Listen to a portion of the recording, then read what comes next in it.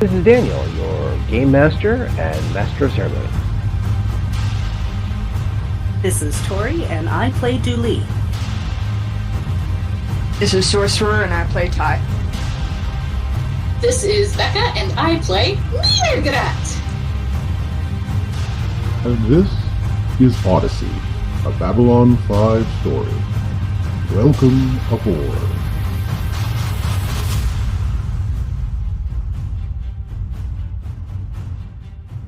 I know what I said, Craig. It was a long time ago. It was nothing to do with you whatsoever. And, quick, put the stuff together, all right?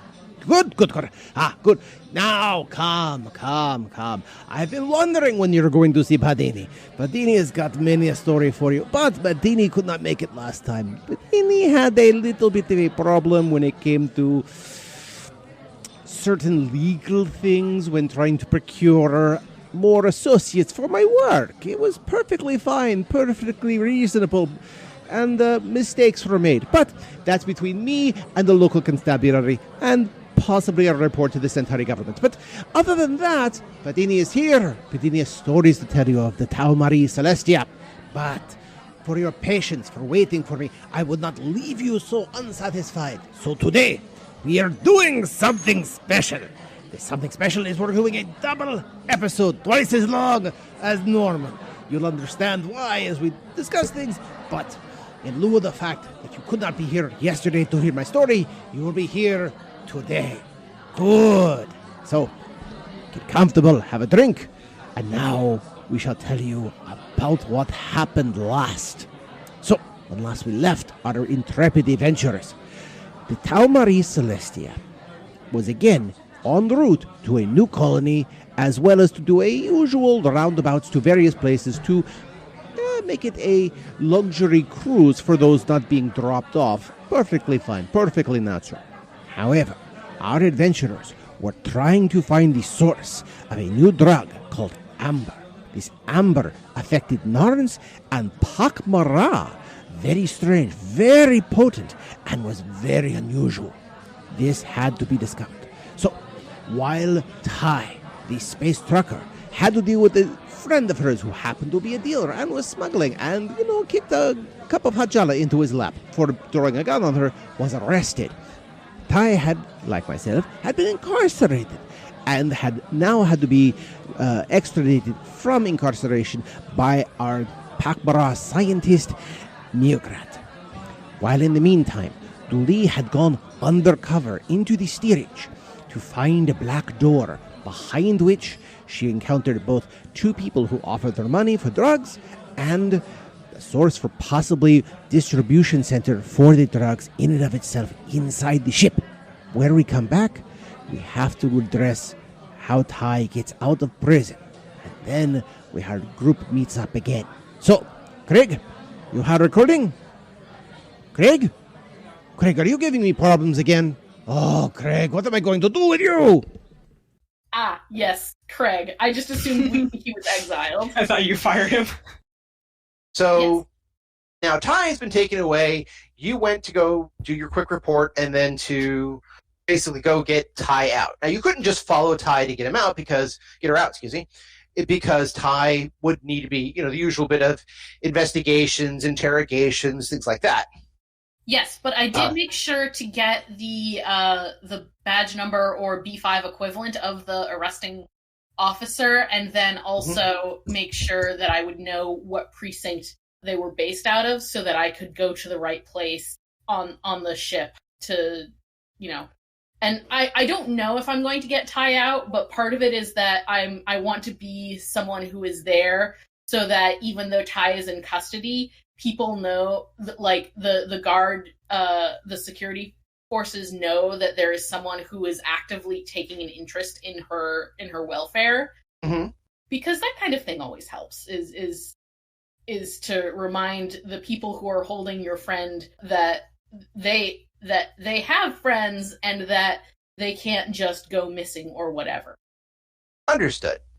Well, this is an ISA vessel, but it's technically a corporate vessel, so that's one thing. There's only one security location, and it also has a couple of holding cells, not necessarily full prisons, but definitely like your drunk tank prisons sort of thing, you know. They're there because whoever's there has caused a problem. They need to be isolated. If something caused a real problem and the jails were full, they'd probably just lock them in the rooms and call it done. Because, again, this is a floating Vegas, essentially. Yeah. But, yes, you did actually get the name of the person who did it, and I believe, if memory serves, that was George Tuska. We'll check my notes. I will take your word for it on that one. Yeah. George Tuska, human male, kind of heavy set, mustache, but he treated you fair enough, and he took Ty off and investigated. Now, during that time, however, with Ty, you were actually talking, again, they sat you in the room, they asked you a couple of questions.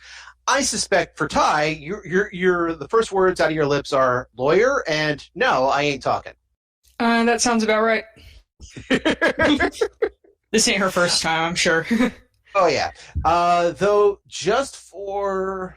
Can I get a roll of diplomacy? So that's going to be... Yeah, your diplomacy rank, plus, I believe that's your charisma, and any modifiers you have, plus a d20. And a roll of an 18 isn't bad. Okay. Yes. You basically do the whole, look, I know the law. Yeah, things happen. I sit here. You do you. And George actually looks up and kind of does the whole... The words, I'm too old for this stuff, kind of radiate off him every once in a while. It's either that or... How many days away from retirement is he? Probably a lot more than people think. He doesn't look very old. I mean, you'd probably guess he's in his late 30s, early 40s. But at the same time, he definitely has the... All right. When it became very clear that Ty barely did anything but verify her name. So and only because it's on my identity card. That's it. It's on your identity card. You have a ticket. Everyone knows who you are. It's like, all right, here you go. Fine. As far as he's concerned, he's like, all right, you know what?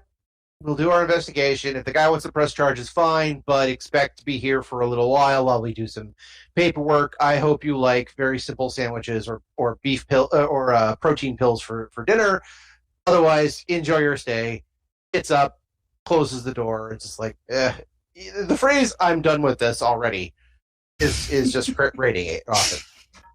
It's not like you committed murder or anything else like that. You poured hot coffee or hot jala in a guy's lap, which, if the guy didn't want to press charges, would have been just the, assumed to be a lover's quarrel or somebody owed somebody money sort of situation. Or like an actual genuine accident. Well, it was very obvious that this was not an accident, particularly because Ty, basically, if memory serves, went up to the guy, kicked the jala into his lap, and then said, "What are you going to do about it?" There's one part of the, oops, I knocked something over, my apologies. There's another one of the, you want to try it, MF? Come on.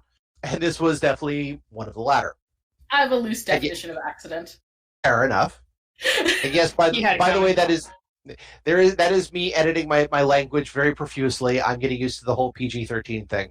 I thought about, allowing you guys to let one F-bomb drop during the course of game, but it had to only be one. And just decide how you guys want to drop it. Oh, are we not doing F-bombs anymore? Oh, no, we can drop as much F-bombs as we want to. That's fine. Yeah, I think they put those in PG-13 movies. So, note to self, loose definition of accident, adding you to the list of friends who would bring a shovel and a tarp. Dude, I'm the list of friends that doesn't need a shovel and a tarp. Very true. You just need 3 days. Eater, dude. Well, you need a couple of days to let it ripen. Then you're fine. That's true. That is true. Yeah, but in a pinch.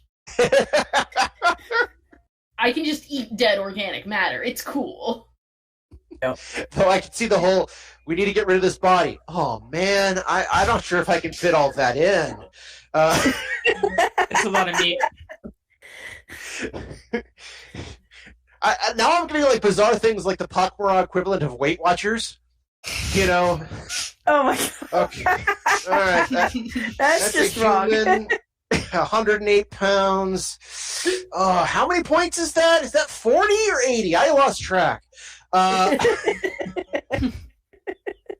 That's wrong. There are a lot of complicated equations to do based on like body fat percentage.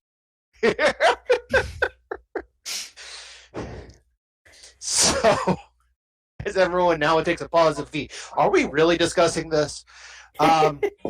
So, while Ty is doing a bang-up job of straight-faced, nope, Mirgret does show up at the security desk. At the security desk, you actually get kind of lucky. You don't get one of the deputies or one of the other staff. Actually, Chief Kali is actually up there. Excuse me, was that Kali or checking my notes? I believe that was the case. Kali is actually standing there. Now, you guys met Kali earlier. She's the one who escorted you guys off the shuttle and was initially trying to do some of the basic paperwork of whatever the heck happened to you guys. So when the Pakmara shuffles in, it's that kind of day, isn't it? Greetings! I am here to inquire as to the humane treatment of my friend who is currently in your custody. She looks over. Were you traveling with the said Brakiri? I am traveling with my friend Narn. However, the Brakiri has recently made my acquaintance. She is helping me with a very important matter related to my research. I think I understand. She looks over. Franklin, please, watch the desk. Guy stands up. Yes, ma'am. Kali says, please, right this way. She takes you into a small room. It doesn't look like an interrogation room so much as it looks like a kind of office. The difference is that an interrogation room looks like you would see on things like your usual CSI or Law and Order, basic table, 2 chairs, maybe a couple of scanners pointed to indicate this person's, lying or not lying, darkened room, bright light. This looks like a kind of room, a little smaller. Yes, there's a table, but it's much smaller. 2 chairs. It's the difference between an interrogation room and a place where you interview for a job. Yeah. And go ahead. Oh, I was just saying that tracks. Yep. She leads you there. She kind of offers you the seat. She takes one herself. She says, all right. So Ty, as I believe she likes to be called, has mentioned that you mentioned that you were working with her. She's in here for assault. So far, we haven't had the person in question press charges. He said he was wanting to, but then he has since not arrived to press the charges. So legally, we have to keep Ty for a period of time to do the basic investigation. That being said, Ty so far has not seemed to cause any issues except for this one. She very obviously is looking for the correct word. I believe the humans would say mishap in this situation. So enlighten me. You said that this person is helping you with your research. From what we can tell from our records, this is a person in transit who is supposed to be for shipping. How is a ship pilot helping you with your research this far away from the shipping lanes? I am afraid that you will have to request that information from the diplomatic attaché of the Pakmara civility currently on this ship.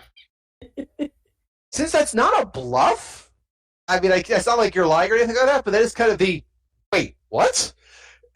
It's like saying, I'm engaged in research. Really, what kind of research do you need from a greengrocer and a vet? I'm sorry, you'll have to ask the head of the FBI on that one. It's the next file shit right there. I mean, this is what I got to work with. Fair enough. In that case, let's do it's either a bluff or an influence check. Actually, technically, that would be an influence check. While you're not influencing someone you have direct relations asking for release or anything else like that, you don't have connections with the ISA or with this particular Narn or even security. You do have connections with the Pakmara delegation, which still has a bit of sway. So let's go ahead and get an influence check on this one. Okay, so that is 2d6 plus my modifier. That's correct. Which I wish they would give us more indication of what a fourth or fifth level person's influence might be rather than the standard. Oh! Damn. Okay. Besides just saying, oh, yes, that you'll have to talk to the local government, you basically said, I'm sorry, you'll have to talk to the delegation. This is how best to contact her. This is my authorization. And when that came down and went, oh, Kali looks you up and down for a second. So, this is rather fascinating. In this particular case, that means you're working on something with the Pakmara government, which includes this Bakiri citizen. And you're willing to... All Pakmara are working with the Pakmara government. Understood. But in this particular case, the Bakiri is not part of the Pakmara government, but is required for your investigations. She sits back and thinks about it. All right. I got to hold Ty for 24 hours to allow the offending party to make accusations. Once then, if no party shows up, I can release her into your custody, which again, releasing her into the Pakmara government's custody. So long as she doesn't make any other problems, is fine. There'll be a basic fine of 30 creds just for the paperwork, and that's fine. I would like to protest this fine. I find it unreasonable that an individual who is not charged with any misconduct is then forced to pay a fee that could easily be generated by someone who is wishing to cause this individual inconvenience solely for the purpose of their own personal gratification. Wow. I'm going to need a knowledge law check. Well, luckily, as a scientist, I can make knowledge checks untrained. It just sees a long scene of Ty trying to get out of this fine. Okay. 13. You know what? I'm just going to give that to you. There is a great line that I heard in a movie once when a lawyer did something similar as an example, and the police detective just simply said, I believe I'm getting a headache just listening to this. You know what? I will release Ty into your custody, provided that nothing else happens. However, you will agree that should the offending party come back to press charges, it is now your responsibility to make sure Ty gets here for summary investigation. Is this agreed? This can be agreed, provided adequate notice of said charges is furnished to both myself and Ty. Fine. Fine. This can be done. She stands up again. You're all again noticing the limp she has. Fine. We will release. If something comes up, we will come back with the necessary paperwork, but it is now again your responsibility to get that precary back here. Done? I am pleased with your intrinsic sense of justice, finally seeing the righteousness of our situation. She actually needs the front of her nose a little bit. She says, oh, by Jaquan, please stop talking.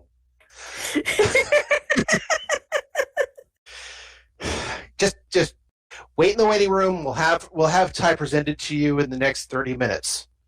I appreciate your prompt compliance. Thank you for your assistance in this matter. Thank you. Go. Just go. Yeah. So you guys sit in the waiting room. You sit in the waiting room. It is very obvious that even though Pokemon again are still respected and everything else like that, anybody else in the waiting room immediately takes 2 chairs far away from you at any given point in time. This isn't a fear thing. There's just still the, for lack of a term, stereotype that you are going to, well, stink up the place. Yeah, I'm going to put on another air freshener medallion. I have this funny feeling, besides the green ones, that you're just going to end this collection of anything we could currently find at any sort of automotive shop. Big smiley faces, peace signs, stars, whatever. As long as I think I got some at the bodega where we were reading a magazine. Yeah. As long as it doesn't, as long as it is a plant with 7 stems, that would be bad. I mean, my friend is a Narn. It could very well be Jaquan F. True. The Jaquan F is more of a flower, but still. So yeah, so you wait there. After a few moments, George comes back to Ty and says, all right. He sits down. Here's the deal. You have a friend in oddly high places. They were negotiated for your release back to their custody. If the defending party comes to charge you with a crime, you're going to have to answer for it. But until then, you're with that person, stay out of trouble, and you're no problem ours. Done? Wait a sec. Who is it? Who is what? Who's taking responsibility for you? Yeah. Pop Mara. I couldn't even pronounce the name if I tried. Really? Huh. All right, let's go. All right. So he stands you up. And he says, "But just so you know," immediately he does actually do the points to eyes, points to you, points to eyes, points to you. I just roll my eyes at him. Not obviously, but just a little bit. He looks at, good, we understand each other. So you come into the waiting area, and there is Nirgrat sitting in an oddly isolated chair. Your stuff is returned to you, that anything you had on your person, which I remember you still had a couple of amulets of amber on you, but you managed to palm them so they couldn't find them. I have 3 that were just still in my pocket. Yep. Mm-hmm. Yeah, your stuff is returned to you, your identicard, your essentially keys and wallet. Kali looks over. Well, I see that you have friends in high places. Just make sure that you stay out of trouble. I believe we understand each other, correct? I roll my eyes again. She looks over at George. George nods. She looks back at you. You're going to be a fun one.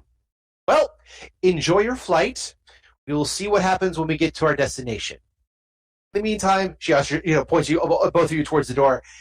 Have a lovely trip. Uh-huh. I am extremely not talking until we're out of the cop area. So it doesn't take long before you're out of the security area. Again, there's door seals behind you and that sort of stuff. And I'm guessing that you basically leave it for a couple of corridors before you start talking again. Yep. So okay. I guess the obvious question is why you decided to bust me, a person you barely know, out of the brig here in this lovely ship. I did not bust you out. I used the subtle tools of political influence to pressure your guards into releasing you from your unjust confinement. Why? Because you are helping friend Dooley and I on our quest to track down the source of this disturbing new substance. Well, I guess I am now. Where are we going first? Don't sell yourself short, friend Ty. You've been extremely helpful previously as well. Thank you.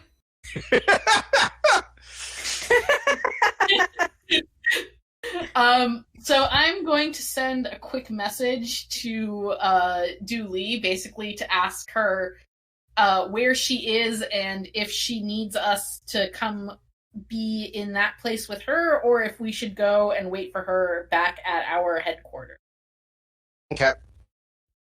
So this is where we get to an interesting point, because in Babylon 5 tech, because it is from the 90s, the concept of text messaging doesn't actually exist. Oh shit, that's right! Yeah, this retrofuturism is just kind of freaky, isn't it? We basically have walkie-talkies. Uh-huh. Yeah, I'm going to leave her a voicemail. Which, yes, they do actually do in Babylon 5 you have 3 messages. All right, I forget where I was. I left the drug dealer's place, right? You had just gotten the stuff. You just knocked on the door after the brain thing. You kind of wanted to see in, but you were not back from steerage. Although if you want to just say I left there and I'm going away from steerage now, heading back to the cabin, you're welcome to say that. It's going to take you a little while because steerage is a ways. I'm going to take the scenic route through it, though.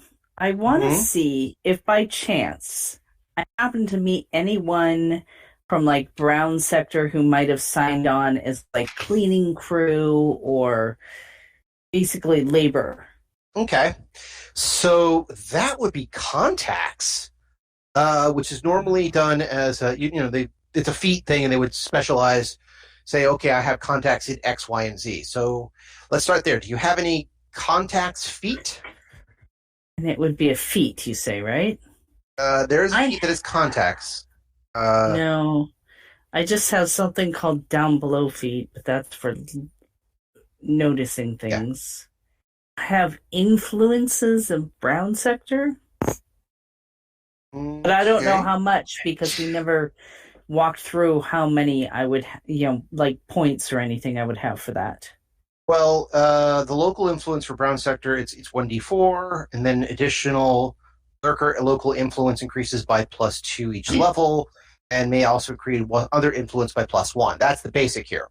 But during gameplay, again, they don't tell us how much fortune or how much influence or how much of the other variables you might get for starting off as a 5th level. They really wanted everybody to start off first. Well, I'm going to assume I only have 1 level as the lurker, I've only been down below in brown sector for 1 level. So that would be +2. You would have a +2 local influence of down below. Okay, so 1d4 +2? No. The roll would be 2d6 +2. So it would be a basic influence roll plus your influence, but your influence is only 2. I'm specifically looking for somebody I might know from brown sector. I'm not just going to go up to a stranger. In that case, you, I believe, want to use a gather information check. That's a good way to kind of ask around to see if there's somebody you know. Yeah, because sometimes at ports they'll hire locals to gather information. Well, yeah, everyone knows Brandy. Investigate? I don't have to gather information, so I'm... It's intrigue. It's under intrigue nowadays. Intrigue. Okay. 17. Okay.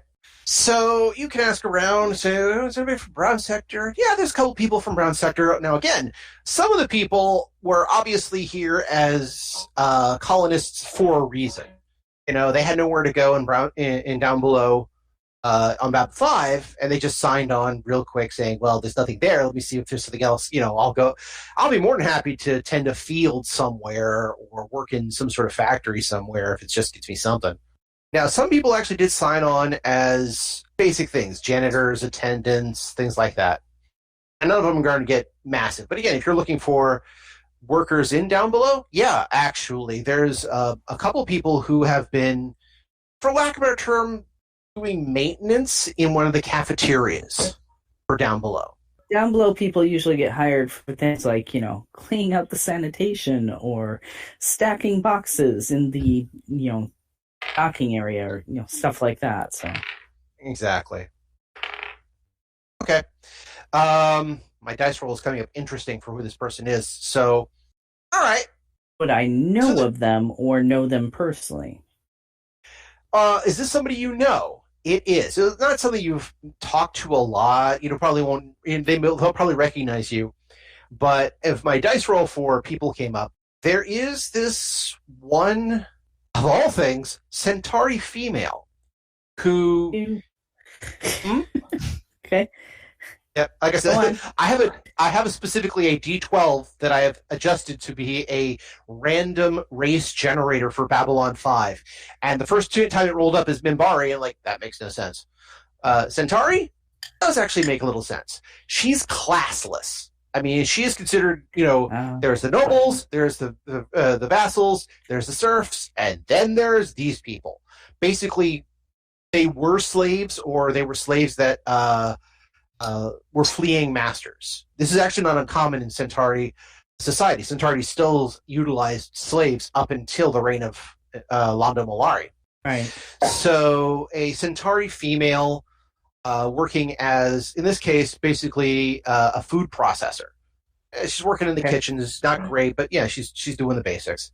You met her, and again, you're not really happy with Centauri at all. A Narn and a Centauri don't get along, but at the same time, you bumped into her enough, probably when you first got to down below, if you did actually have need of a meal and there she was, you're more than happy to take stuff from the Centauri, because then the Centauri is serving a Narn.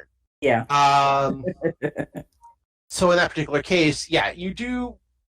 Again, when you ask around, somebody actually mentions, oh yeah, Shiran is still here. And you're like, Shiran? It's like, oh yeah. The Shiran used to have the help out at that stand that had the Dinak rolls. You remember those? It's like, oh yeah, the Dinak rolls. I remember those. Shiran you didn't recognize up until you actually see her. And you know the name Shiran is like, oh, okay, sure. Shiran actually is working in the cafeteria. Not much more than a food slinger, for lack of a better term.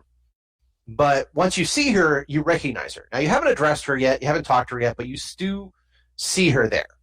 She doesn't need to be wearing a hairnet because she still shaves her head. As far as you can tell, you're fairly certain she's still wearing this bauble on her wrist that at first you thought was like the last of her jewelry or whatever, but it took you a good 2 months and some things to recognize basically a slave collar still attached to the person. And she's still wearing it. Do I think she's wearing it for some weird sentimental value, or is she still owned by someone? Well, that's the thing. Unless somebody unlocks the slave collar, it's not coming off. So if she was owned by somebody or still is owned by somebody and on the run, it's not until somebody else finds a particular key or whatever, it ain't coming off. Huh.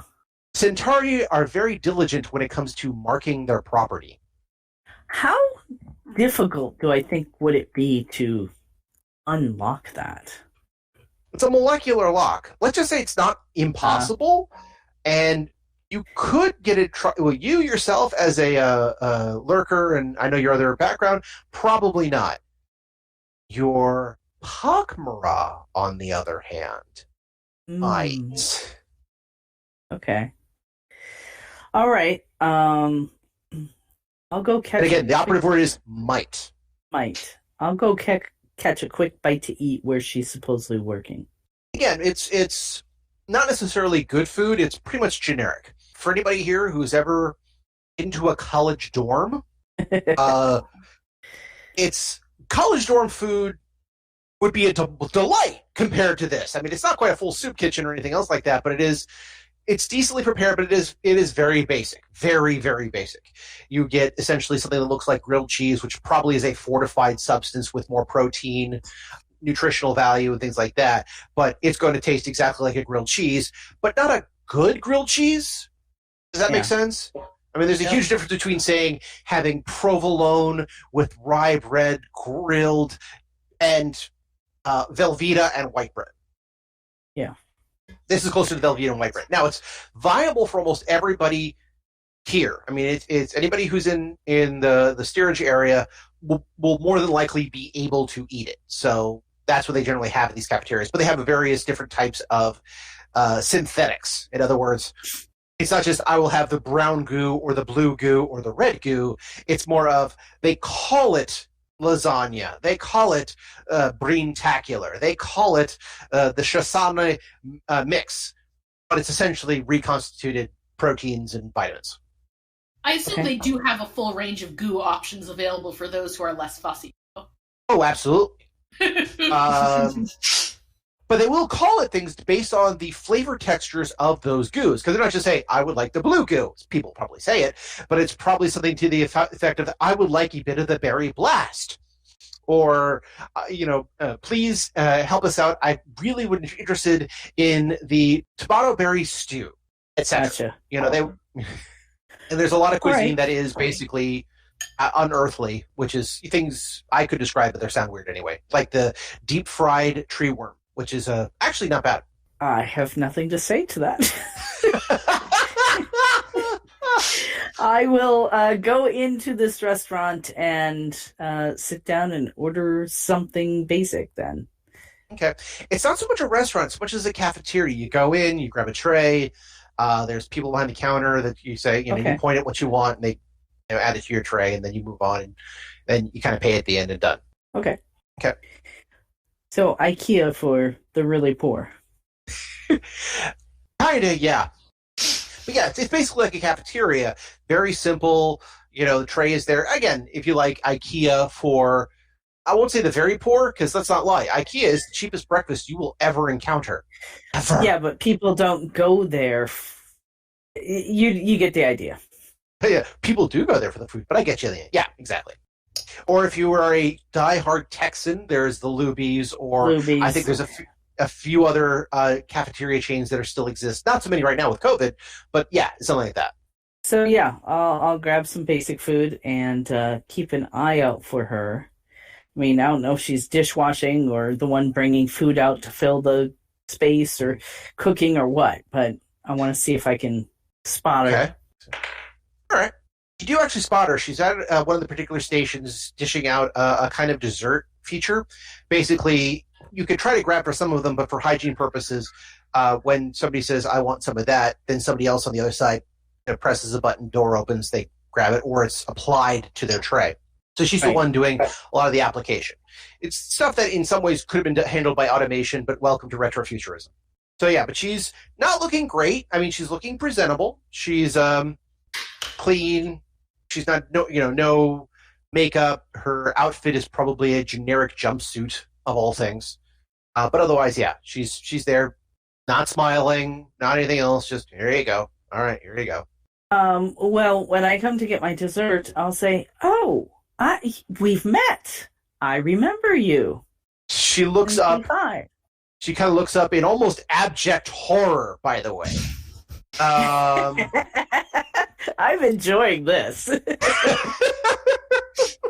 I mean, on the one level, I care about her as a person, but on the other level, she's Centauri. So.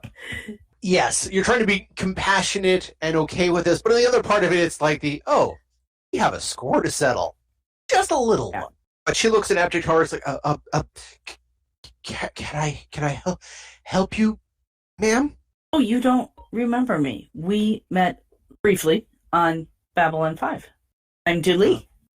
I lived at the end of that hallway that had the water heater on the other side of the wall, and there was 6, 8 of us in that group there. One of the other, actually it's a human next to her, says, "See, just take 5. You're holding up the line." She says, yes, of course. She looks at you, both in horror and what the hell did you just do? She says, I will take 5. Yes, sir, absolutely. They look. The guy on the other side of the counter says, "Look, if you want to talk to Shasi, she's got 5. Go talk to her over there, but pay for your food." Yeah, give me an extra dessert. Oh, there you go. Now get. Okay, we're moving along. We got hungry people here. Look behind me. Is there anyone behind me? Actually, there's a couple people in line. There are, because again, you came here for food, and it's not like this. Okay. Anyone who's ever been to a Golden Corral will tell you, just because you're not at the dinner hour doesn't mean there's people grazing. Yeah. All right, so I'll pay for the food, go back to the table, hand her the dessert for one. Okay. She says, thank you. I think I remember the area you spoke of. She completely does not meet her eye gaze at all. She's looking down. So what are you doing here? Like everybody else, earning passage to a new colony. Way far away. Is the owner of this place your new, what do you call them? Master? She's like, she actually looks up and says, "Say that a little louder, why don't you?" I apologize. Nope. He's not my master. He's just the guy who owns this cafeteria thing for steerage. I think he's ISA. He's ignoring my bracelet. Under certain circumstances, bracelets can be removed. Blinks for a second. Eyes do come up to meet yours. And again, there's still that bit of staring into it, kind of what exactly are you asking? And there's a bit of both. Well, give me a quick sense motive. 19. Okay. All right. So yeah, she's looking at you going, there's that little bit of what's the price? What exactly are you asking? And what deal with the devil am I about to make? I'm not actually bunking in steerage right now. I am, believe it or not, working as an assistant to a Pakmara. And I'm in need of information. But you're in steerage and you can hear a lot.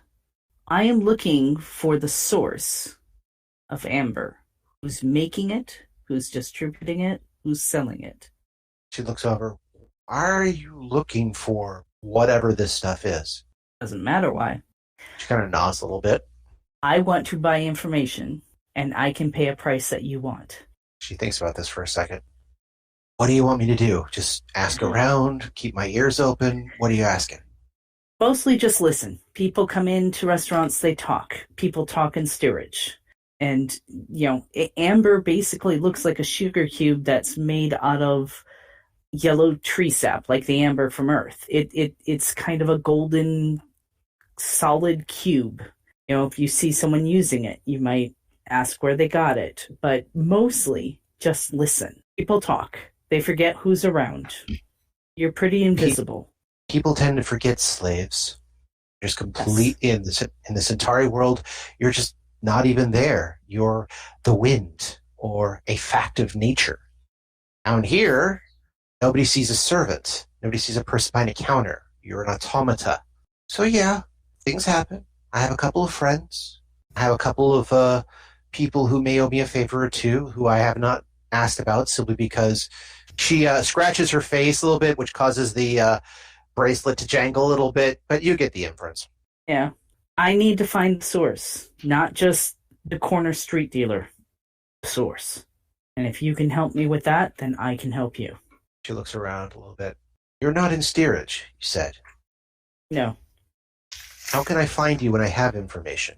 I give her my, local address, and I put a few, like a, 10 cred stick chip on the table. Use a public port. You can reach me there. Leave a message. She looks around. You're not actually going to colonize this planet, are you? I'm enjoying a cruise. Otherwise, if I was colonizing, I'd be in steerage, wouldn't I? She nods a little bit, thinking this over. I was just saying, I'm enjoying a cruise with my friends. She stops and says, all right, I'll look around. I'll ask. But she looks like, I want this god more than anything else. If you can make that happen, I will be appreciative and I will do what you ask. But I have another caveat to this. Of course you do.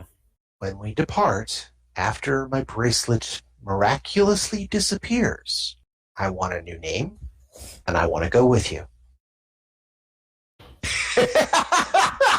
Yeah, Julie kind of stretches a little bit, looks at the ceiling, kind of trying to figure out any other way to say something other than yes, but finally says, okay, fine. I guess Sorry, what did you say? You could come. She just kind of says, stretches, looks at the ceiling. She's obviously trying to figure out a way out of this caveat to say anything other than yes. And she finally says, okay, I guess, yeah, that's fine. The Centauri can come along with the Narn and Pakmara. That's better than where I'm going. I really hope this comes to a better conclusion. Hey, the Pakmara is going to be fascinated. Yeah, I know. She says, you realize that as a Centauri of no standing, I have 3 jobs available to me once we get to a planet that doesn't have a lot of automation or civilization. And as a Narn, I don't have much of a homeworld left, so not sure we're even, but at least we understand each other. She looks over. I believe we can come to terms. She palms the 10 credits, and she kind of puts it under your tray as she lifts everything else off. It says, I will be back in 3 days to have lunch here. She kind of perks up. Yes, ma'am. Of course, I understand. I hope you enjoy your meal. Until then, I thank you for your patronage and look forward to you returning to our humble establishment. And I say just a little bit loudly, I'll say, and thank you for your personal service to me. When you say that, again, I find it amusing that she's having to serve a Narn. You realize also in perfect to just cement the situation, when you say, and thank you for giving me such personal service, the guy behind the counter who was yelling at her to take 5 up and yells, hey! 5 is up! Stop servicing that Narn and get back to work!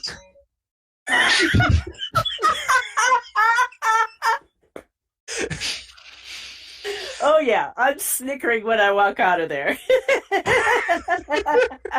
She is, of course, just that phrase. She like drops the tray and runs into the back. Oh, that was great. I'm going to have to record this, so go back over this recording soon, because that means I have somebody else that I have to build a character on. I literally just built this character off a die roll! Yeah, I'm sorry. But the scary thing is I can now see this going very well for everybody, so I'll see what I can do with that. Listen, it's the characters you make up on the spur of the moment to fill a slot that end up being the favorites. Yes! Law of nature, really. And it's the one they always ask about. Yep. Not the villains or the NPCs you've designed 17 pages of dialogue, 17 pages of this. No, it's that brief one-off of the, wait, what was that? I have to follow that. Yeah, by the way, you have the meal, and it is, even by your standards, kind of terrible. It's kind of like if you have eaten nothing but, to use a metaphor, Fuddruckers or Red Robins and that level of burger and fries for a long time, and then you end up not even at a McDonald's, a place that McDonald's wishes they could only imagine to become, you know? Just that level of, oh, right, this is technically food. What's wrong with McDonald's? So, yes, now you have a contact, which I have to remember and actually write down, but it's very simple. She has essentially a worker stat, a female Centauri of almost no standing as a worker, which, depending on how the scene goes, can become an NPC, however you want to do it. However, guess what you get to add to your character sheet? You have a contact. Oh, okay. So that is technically what the contact system is. You have somebody you know that can help out in the situations. In this case, you have a steerage contact in the chassis, and who is a Centauri female. Now, she can't add her influence to any of her roles because she has none. But it's like, now I'm gonna have to make up stats. Okay, that'll keep me entertained for a while. I'm assuming that after meeting chassis and everything else, that you will head back to your quarters. Is this correct, or do you have another plan? That is it. Okay. So while you're doing that and finishing up, Tai and Nirgrat have been released and have been, again, wandering off. And yes, you have mentioned, you had the conversation where, congrats, Tai, you are now part of the pod, whether you like it or not. I mean, she's not officially part of the pod. Like a contractor or something, I would say. Pod by association. To use 1940s gangster terms, you weren't wrapped up in this, but now you are.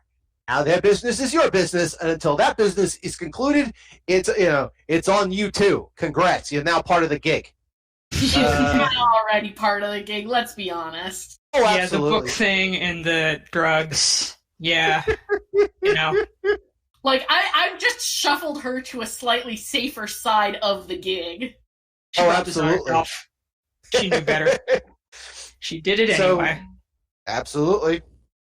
By the way, that is also just showcasing that you're willing to become a team player for a gaming crew, which you have no idea how rare of a trait that can be. So I kind of figured that was the point of the exercise, but what do I know, I guess. Yeah. Yes, we're on a team. We should play together. I don't... Yeah.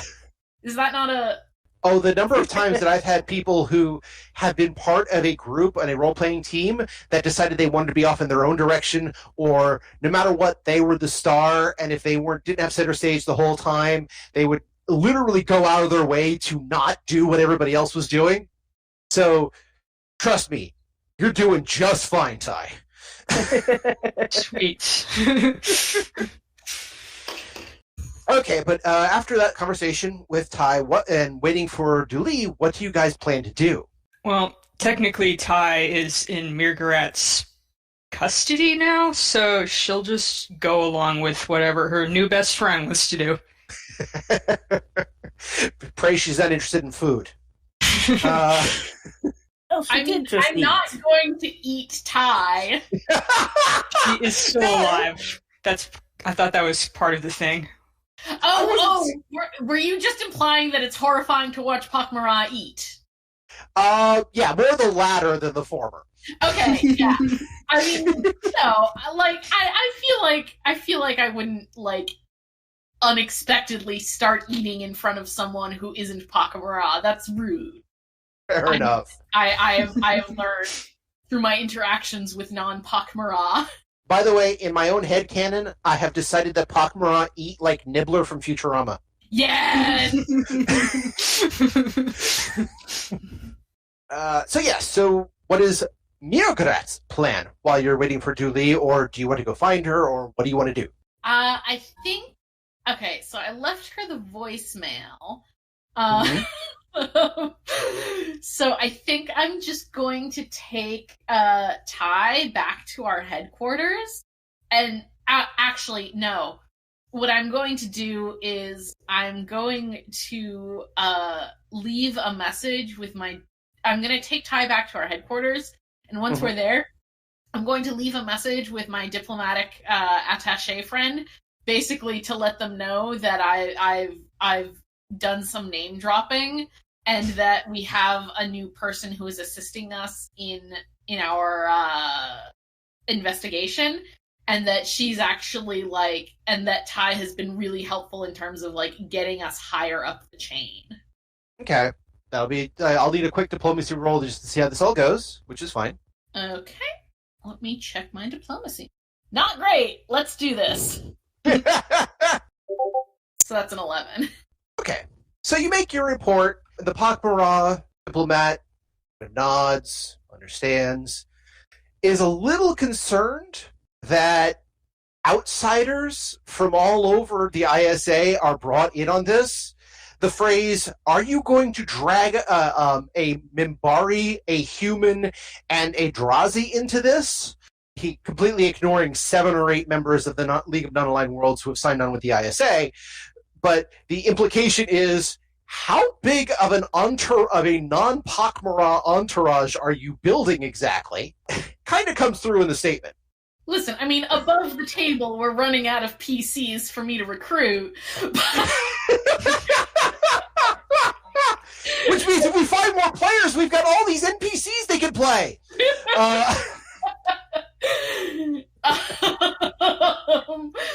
But I would say Mirograt's party line is basically that anyone who is proving sufficiently helpful in this investigation is a necessary resource for getting this tracked down as fast as possible. That's okay. The logic there is sound. Ty led us to someone who was dealing with a giant messenger bag full of amber.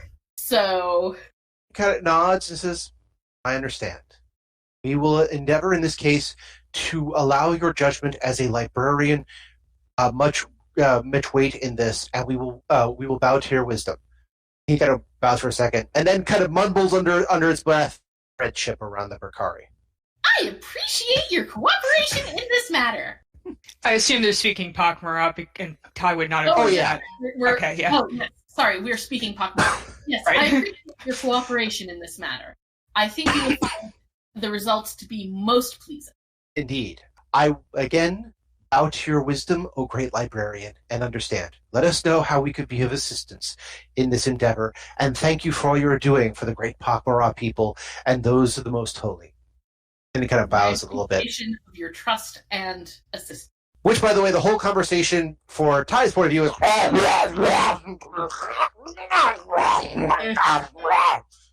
She's a spacer. She's heard worse and stranger and longer conversations that she doesn't understand, probably. Exactly, she's probably just hanging out in the background, staring into space, you know.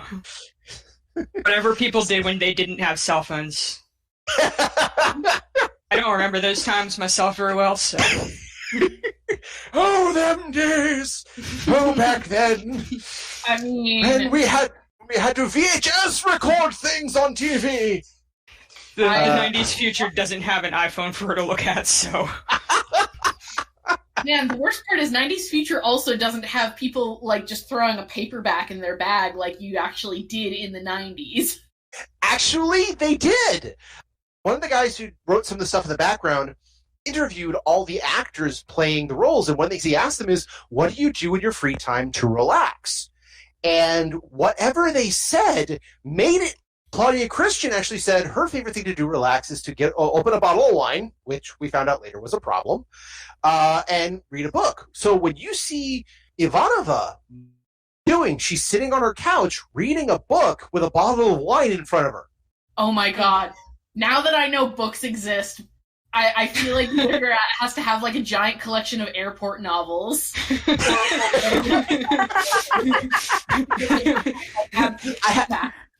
I have 15 trashy fantasy novels. Yes, exactly. I'm trying to figure out if she's trying to figure out the physics and the socio-political reasons why people would be ripping all those bodices. I feel like they also really enjoy crime thrillers. Oh, oh, not just crime thrillers, bad crime thrillers. Yeah. What was it? like, 90s? That 90s show that was like true crime where they'd investigate. It's kind of like the old version of the 48 hours or whatever it's called. There was one with like some announcer who would say, "And now we're going to the scene of the crime." It was always like, what was that? Is it To Catch a Killer? I don't remember the name of it, but there were a few of them. So yeah, things like that would probably be. Yeah, and Migaret's solution is just like, why didn't they just eat the body?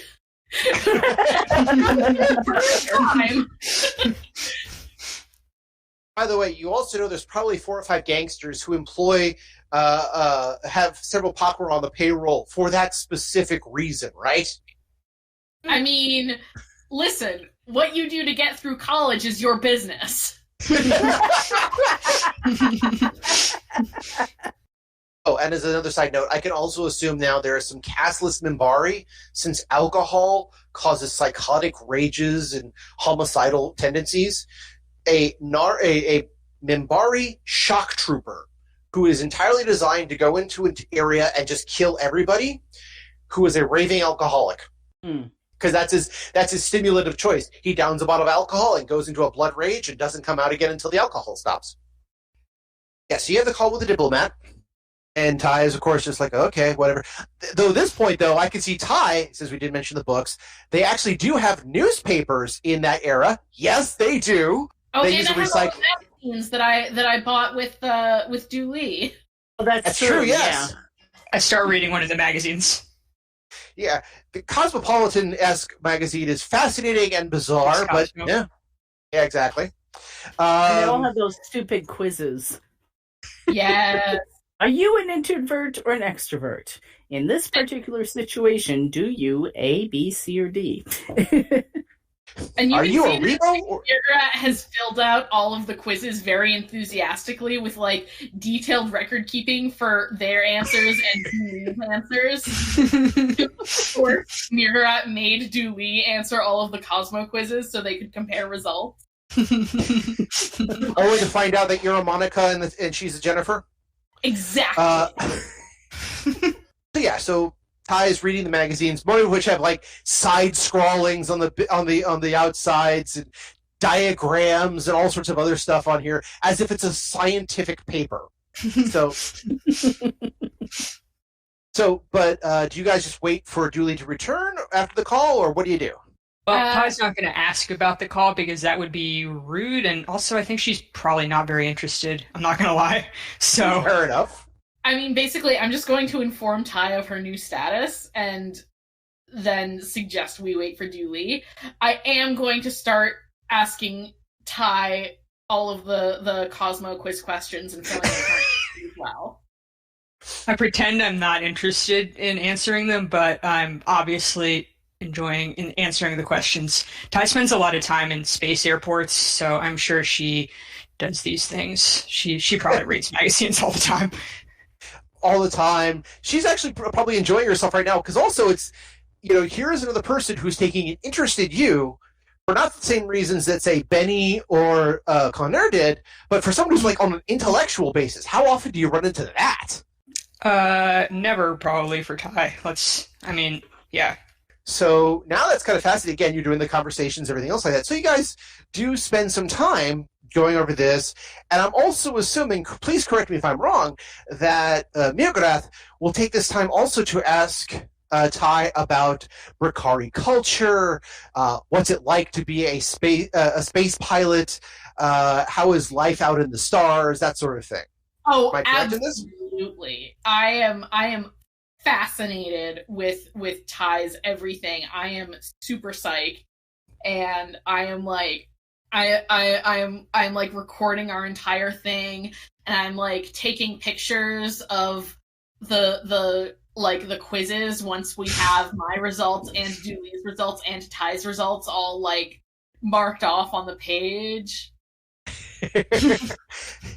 I have this funny feeling you're gonna like a scientific paper that not unlike Jungian philosophy, all based off of Cosmo quizzes. I give very vague answers to a lot of the more direct space questions because Ty does some fairly dubiously legal things once in a while. I mean, I feel like we know that already. True, but that doesn't necessarily mean she wants to tell everyone about it. Find out about a major drug deal. Loving this. The conversation helps the time pass very quickly. And Ty, I'm assuming, again, is having an interesting time. And Mirgrath is all having a wonderful time. Julie, I'm assuming, after getting the contacts and stuff, you make your way back to your quarters, correct? That's what you said? Right. All right. So after a fair number of time, and probably a couple of hours, actually probably more than a couple hours, Julie comes back to your cabin. You come back to find Mirgrath and Ty engaging in conversation, both of which holding the Cosmo magazines and comparing notes. We're in like full sleepover mode. I'm like half an hour away from like braiding Ty's hair and painting it. Yeah, that's what I'm thinking. We obviously need to order in pizza. Well, that was a productive day. Sure was. How was your day? I have freed our friend from unjust confinement and answered several quizzes. I work here now. What? Okay. Unjust confinement? Did someone lock you in a box? I look at Dooley, I'm like, I'm sure you've been to jail before. I don't need to explain it to you. Ah, yes. Been there. I made a potential new contact. I bought some more drugs, so we have more samples just in case we need it. I found someone that's selling the drugs, but I don't think they're responsible for making them, just the distribution. So I made a contact that will keep her ears open and hopefully lead us to the person who's actually behind all this. There's just one small, tiny problem we'll have to take care of. How good are either of you at molecular locks? No? So, No. A molecular lock, I'm assuming, is like a thing where the locking mechanism is controlled by like a specific synthetically designed molecule that has to be fit in. Am I on the right path there? Essentially, basically the binders themselves fuse on a molecular basis, so it's not something you could like jiggle out of or anything else like that. Basically, they clamp down and the molecular structure undoes the sealant, essentially. So would I need knowledge chemistry for that, or would knowledge biology be okay? I'm looking it up. It's definitely one of those ones of the... I'm just a pilot. Yeah, no. I'm sorry. You're a pilot in the same way that most gangsters are in construction. She's got a variety of interests. Fair enough. Also means when we actually get you guys on your own individual ship, you'll be good to go. Hell yeah. On the size, I mean, Ty specializes in like medium to large freighters, so if the ship is too big or like a small ship, you know, I don't know if it would necessarily carry over exactly as well, but we'll find out. Okay, fair enough. So the other thing I was saying is that to pick locks is subterfuge. And this includes door locks and a few other things. Now, you said you had knowledge, what again? Biology. Well, because I assume, like, with a molecular lock, you're not picking it, you're sciencing it. True. Okay, I have a decent subterfuge. Okay. What's your subterfuge? Plus 7. Plus 7. Okay. And is this one of those things that combines? Mostly they're looking here for sabotage, which includes opening a quarters electronic door lock, things like that. They don't really give a lot of... Again, these things need to be expanded for the fact they're putting them together like this. So, does anybody have technical as a skill? I have technical... actually, I can make tests in all of those untrained because of my science. That is true. Okay. Does the technical require training, or? It does if you're not a scientist. Okay. So you could use technical as a difficult chance, which is the same as bypass security sealed door locks to open. So that's like a 20. You could use subterfuge, which would be this sort of stuff, at a 25, which is literally the same for bypass security sealed door locks. Or if you wanted to try to chemical it open, it wouldn't be knowledge biology, it would be more knowledge chemistry. But you could also use technical electronic to see if you could do that too. Oh, sorry, technical engineering. Okay, so I've got I can do either the technical or the chemistry with just a flat plus 3. So I think we're better off using subterfuge. If you wanted to use the technical as an assist, that also may be more viable. Oh yes, that would be. Okay. I think that's probably our best avenue. Because if nothing else, I think that Dooley would know from the subterfuge how to actually pick the lock, but to get the actual right signature, essentially, would be using Mirgrat's techniques. Does that make sense for everybody? Yeah. Sure. Okay. Unless there's Ty like, oh wait, a plus. I'm 20 just on reading the subterfuge? magazines. Yeah, we're over here discussing, lock mechanisms down to a molecular level, and. By the way, does Ty have any subterfuge? I have to know. Yes, but not very high because she's not a spy. I gave her like a lot of points in like trading and piloting type things and anything that might make it easier for her to get away with lying about something. So like diplomacy and that stuff. But okay, she doesn't specialize per se. So in other words, besides being a good pilot, if there's anything these guys needed, say while they were doing merchants or operating with merchants, you would be at the definite point of contact. Sure, like if they need to make a drug deal and not make it obvious that they're making a drug deal, I could probably handle that. But picking locks, no. Like hacking into a computer, probably not. Okay. So in either case, you would have to go back and find her or get her to come up here for that to happen. So you made a contact. They told you about their day and that, in fact, Ty is in fact a Monica. There are people young enough to not understand what that means now. Friends was on Netflix for a long time. That's true. Now it's on Peacock. Oh my God, that's Friends. Okay. I just thought like this was never mind. I've never seen that show either. I watch a lot of sitcoms. I watched a few episodes of it because I used to sneak into my aunt's room to watch it with her. Oh my God, that's funny. All right. And it's perfect for this because it's a 90s show and we're dealing with 90s retrofuturism, so let's run with that. Yeah. Also in the 90s retrofuturism, because Power Rangers is still going on, it is not out of the question that there is some form of Power Rangers actually still on broadcast on Earth in 2263. Just as the members of GWAR have been known to trade out members because they consider themselves an art collective, which is why I'm still of the opinion that either in a post-apocalyptic setting or in something like Babylon 5, GWAR is still touring. Yeah, I could believe that. I mean, the Beach Boys are still touring, so why not? Scary thing is I can see the Beach Boys doing a set over in Babylon 5 just because. Yep, I can picture that. So, after telling everybody about your endeavors and catching everybody up, at this point now, again, if I need to step in and be active, I will. But I want to double check. What is your plan now? Now that you've got a contact, now that you've gotten Ty out of jail, Ty has a couple of contacts that have been at least activated. What's your next plan?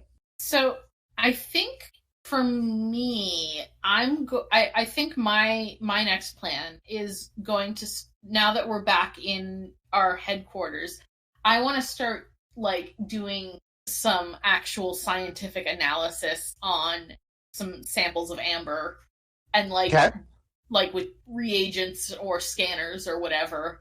Okay. I was going to say that would help, because if we can determine that the samples we have are chemically all the same, then we know they're coming from the same source. Because when people are making things, certain variations occur. Oh, yes. So, yeah, I'm going to start with that. I'd like to, gather all of our various, samples that we've collected together and just test them to see if they're all coming. That can be done. You don't have a lot of samples, but you do have some, which is good. I mean, you've only got the 3 cubes that Ty has, and Secretly. you have... Secretly, yes, true. Which, again, that is up to you to offer whether or not you still have them. Though you did tell them and show them you did have 1 cube previously. So if you want to only show them the 1 or say it was gone, you're welcome to do so. I give them 1 and then tell them that I want it back. Got it? So I you got have that. the one from previous, and then the new ones that I just bought, which technically I think should be the same as Ty's, but not sure. You won't know until you find out. So, Yeah. Okay. This will take a little time to run the tests. You got scanners. Now, it's not so much bottles and reagents, so you look like, a Jekyll and Hyde set. But definitely, I could see, Neograt has, I have to analyze something? Just a moment. Pulls out this case that she picks it up.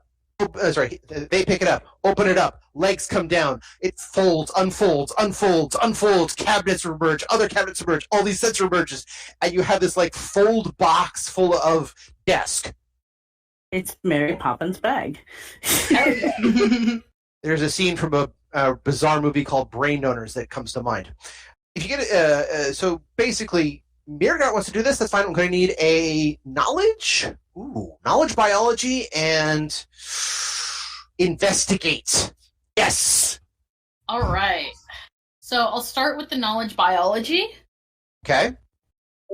Okay, 17. Nice. Not okay. Great bonus. Roll of a 4, so it's not your best day. But even not my best day is still pretty good. Yes, exactly.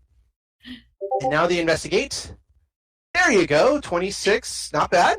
All right. So the chemical structures of this is kind of avoiding you. Some of that has to do with the fact that some of these chemical structures don't make sense.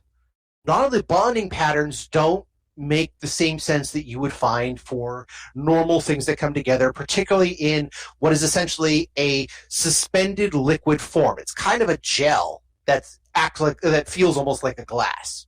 Which, by the way, glass is technically a liquid. It's just moving very, very slowly. Oh, it's an amorphous solid. Mm-hmm.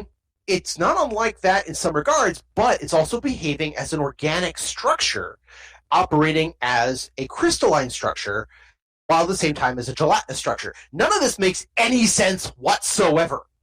I mean, this is not quite the thing that should not be, but at the same time, whoever thought this up was either, to quote Ghostbusters, a certified genius or a pathetic wacko. All right, so I have to ask, does Margaret, I imagine this intrigues her, and she's actually happy, like someone who's solving a very big crossword puzzle type of thing. Do you, hum to yourself or mutter, or what's your response? I think throughout this entire process, I'm just kind of humming vaguely to myself, which sounds a little bit like a garbage disposal. because of throat plates. Like a very cheerful, pleased garbage disposal. So somewhere between a garbage disposal with issues and a fluffy humming bunny. Yep. Okay. So yeah, so the structure doesn't make a lot of sense to you. So this is beautifully crazy, for lack of a better term. Your investigations, however, could tell you that while these are definitely have certain impurities that indicate they do not come from the same batch, this core structure of this chemical is absolute. There's no change in it whatsoever. Give me another investigate, but couple it. Do you have knowledge history? I don't. I have knowledge of various cultures. Okay. I have human culture, Narn culture, Centauri culture, and Mimbari culture. Okay. No, it wouldn't be anything in that regard. But yeah, and I have Pakmara culture. Okay. Oh, yes. Give me another investigate as well, like I said. Okay. 22. 22. Okay, not as good as the first one, but you're noticing, using some of the familiarity bonuses here and some of the modifiers that I'm looking up here, basically, what you come to realize is that the structure itself isn't looking like anything that has been come up with by human hands, Mimbari hands, Narn hands, Pakmara hands, or what was the other one you had for culture? Centauri. Centauri. None of this is like that at all. In fact, there's only, as far as you can tell, only be 3 even legends of who might work with this kind of structure at all. Most of which are things that, again, disappeared into society or into the universe eons ago. Though, there is legends that technomages would be able to produce such a substance. Since they use a lot of technology to simulate magic, this sort of substance as an ecstaticant, in the same way they use peyote or LSD for certain rituals, would not be outside of their scope. That's hypothesis more than anything else. That's not even a working theory. That's just, a supposition. The other creatures that you could see, now there was a substance on the edge of Pakmara space, on this, for lack of a better word, dead world, that IPX has been wanting to go into for at least 4 years, ever since they heard about it, to go dig up the remnants of some ancient society that is rumored to have come from that planet. There are a few minerals that were mined from that kind of resemble the amber structure. Again, gelatinous, organic, and crystalline at the same time. Now, on that planet, it wasn't like, hi, we just mined a bunch of amber and we're selling it as a narcotic. It was actually a substance used in building. Oh. But it's almost as if it was what's the word I'm putting for it? The term that your people come up for is rock nurturer. Oh, used to grow organic structure. Mm-hmm. So it was like a catalyst. Yes. But again, the planet that used this, your species has no idea how to utilize it. None whatsoever. Because it would take, as far as you guys could figure out, a couple of, centuries for it to develop into something. You still have no idea what. But at the speed that it would go would be a couple centuries before it developed a house or a tree or who knows what. But whatever would be similar to this rock crystalline structure. So the rock nurturer is a similar sort of compound. But again, as far as anyone can tell, this is from left from a society on the edge of Pakmara space that died out a long time ago. And when I mean died out, it's not just they vanished or anything else like that. It's more of that planet wasn't even deemed habitable. Malat Prime is the only planet in Pakmara space that is technically habitable. and it's habitable * only by Pakmara. There is that. But by normal human standards, or even methane breathers, there's not enough atmosphere for anything there. The only reason there was even stuff there was, again, it was on the edge of space. People thought it was, a good thing to mine. But at the same time, there's enough evidence of civilization at some point to not let it just be a minefield. Okay. You know what I mean? So I think what I'm going to do is I'm going to prepare a records request to send to the library for. Okay. I want any information about the planet, the civilization, the mining operation that discovered the substance that is similar to amber, and any scientific information we have on this rock. Okay. And I assume since we're in hyperspace, it'll take a while for that request to go through and get anything back from it. Oh, absolutely. You're talking a couple of days at minimum. But I want to get that off right away.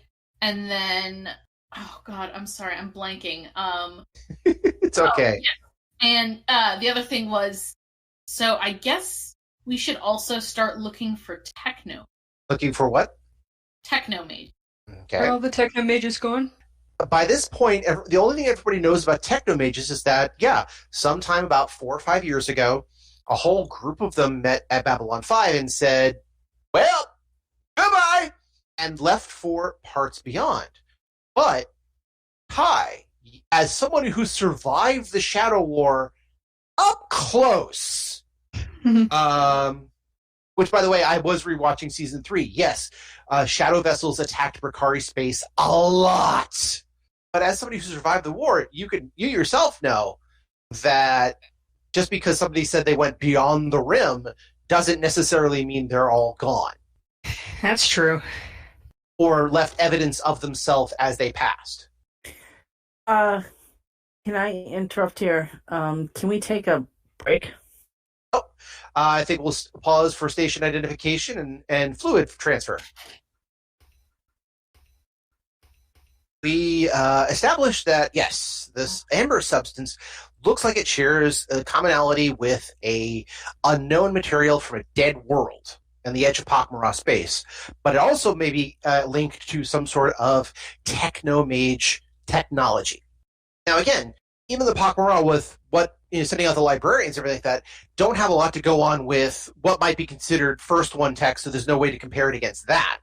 All they have is the remnants of various other things. And like I said, the finding the rock nurturer was, by of anything else, just sheer chance. Now that you found that out, and there was this discussion of, well, how do we find a technomage? That's where we left off. Maybe that ranger we met? Ooh, good point. Why not? Sure. Info? Oh, the Mimbari Ranger? Uh-huh.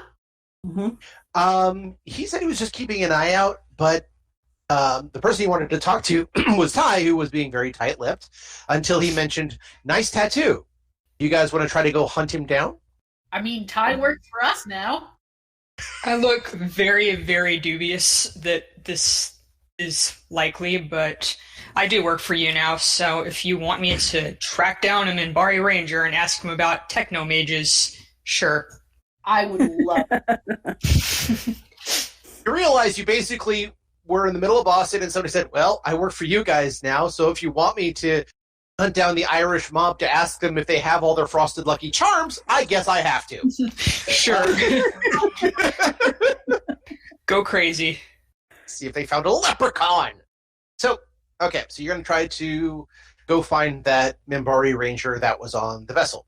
Are you going to do this as a group, or are you just going to send Ty to go find him? I think I'm going to, I don't know what Julie's decision is going to be, but I'm probably going to stay here just because, I have some self-awareness that I'm not, the most person someone would want to strike up a conversation with casually. The most approachable. Yeah. Okay. Well, while she was doing her chemistry thing, I would have been writing another report. I need to send that. Okay. So I'll pull out my carefully hidden diplomatic pass that I have stowed in the messenger bag of clean clothes that I bought before we came on, and grab some actual coins or money, or not, or generic cred sticks, something that won't necessarily trace back to me. I can go with you, Ty, and just in case you feel the need to throw coffee again or Java again. Sure. I'm looking for a ranger to ask him about technomages, so why not? Please note that I do not have the diplomatic influence to save your skin again if you happen to assault a ranger. Yeah, I get it. I don't think you'll need to worry about that if I happen to assault a ranger. However, unless the ranger also used to work with my ex and points a gun at me, I don't think you need to worry about it. Also, if the ranger is any decent at his job, she shouldn't be able to assault him. Also that. I wasn't going to mention that, though. Thank you. Thank you, Julie. Yeah. Trusting your situational expertise. Pointing Thanks. out all the options. All right. Off we go. Okay, so Mirgrat is going to stay and do some more chemical research, write up reports, try to figure out what's what, and then everything else. While Dooley has to, drop off her findings, as she said she was making a report, probably all of maybe 10 minutes at the broadcast place for the usual creds. And if you want to get localized currency, again, I double checked, and Babylon 5 has only mentioned 2 forms of currency ever. One was credits, the other was Centauri ducats. So I get to make up whatever the hell I want. I mean, cruise ships usually have, special money that you can use on the cruise ship for things like drinks, so... Exactly. So if we just want to say that these localized things that just happen to be called tokens, that's fine. By the way, because I've been listening to Hitchhikers, I suspect the localized Narn currency are not unlike pobble beads. So they're actually beads of currency rather than coins. In that case, yes, if you wanted to use the Narn currency, I will allow and say, yeah, sure. While everything is usually done, through credit shits and everything else like that, if you want non-traceable stuff, tokens, localized stuff for the trip itself is viable, which then they could use to either buy food or drinks or spend in the casino, which would then be trade up. Why didn't I think of that already? What do casinos have? Casinos have chips. Nowadays, don't they have cards? Oh, yeah, chips. So I could use chips. Yes. So you can go to the casino, take a certain amount of credits out, have it exchanged for chips, and that you could get to anybody. They would either then bring to the casino to redeem or use it as a straight bet. Yeah, because can't you use that as, to buy drinks and stuff, too? Oh, absolutely. When you go to a casino? So, yeah, it's probably, an acceptable form of money on this ship only. So... I don't know. When you're in the casino, it is a legal form of tender within the confines of the building. Okay. You can tell I've been to lots of casinos, eh? That's okay. I've been to plenty. I will educate you all. But yes, so you can get that trade out for casino chips, no problem, and basically all within the confines of the ship, it is considered legal tender. And yeah, if you can get it transferred to your credit shit, or you can have it in exchange for something else, no problem. Okay. Thank you, people, to help me brainstorm that little problem. That has been bugging me for a while. Yeah, you go to deposit a casino, do some trade outs. While that's happening, Ty, give me a gather information check. Let's see. I don't have that. Okay. Is that a special thing? No, I mean it's not in the list. Oh, okay. Let me see. Of course, did they change it into something? Oh, sorry. It's intrigue, I believe it is. Yes. Yes. Okay. And intrigue. Yep. Gather information. So give me an intrigue check. Got it. Okay. 27. Now, granted, you rolled a 19. Brava. So. Damn. You now all realize, granted, lucky roll everything, Ty knows how to find somebody, or at least ask the right questions. So at a casino, Ty is like, all right, well, who do we talk to? Well, talk to these people here, okay? A couple of chips here, a couple of good bets here on, things like that. And within 20 minutes, somebody says, "Oh, you're looking for that Mimbari Ranger?" Of course, people chuckle. "Oh, only one Mimbari Ranger? Oh, I thought they all were Rangers nowadays." Ha ha ha! Laugh, laugh. Yes, there was a Mimbari Ranger who's been wandering around the ship doing, as everyone calls it, rangery things. Sounds right. Let's see now. Where was he? Generalized skulking. Ranger stuff. His name is Aparo. He can normally be found wandering. Nobody actually knows where the guy actually keeps his quarters, or few people actually seen him eat. But he tends to walk the main shaft a lot. And he looks like he's looking.